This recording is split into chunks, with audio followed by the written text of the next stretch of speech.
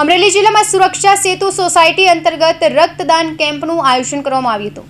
બગસરા સરકારી આરોગ્ય કેન્દ્ર ખાતે પોલીસ અધિક્ષક સંજય ખરાતના માર્ગદર્શન હેઠળ કેમ્પ યોજાયો હતો।